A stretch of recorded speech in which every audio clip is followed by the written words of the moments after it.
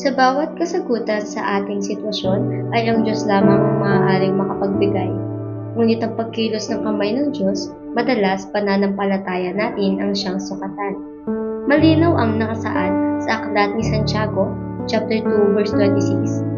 Patay ang katawang walang espiritu, gayon din naman, patay ang pananampalatayang walang kasamang gawa.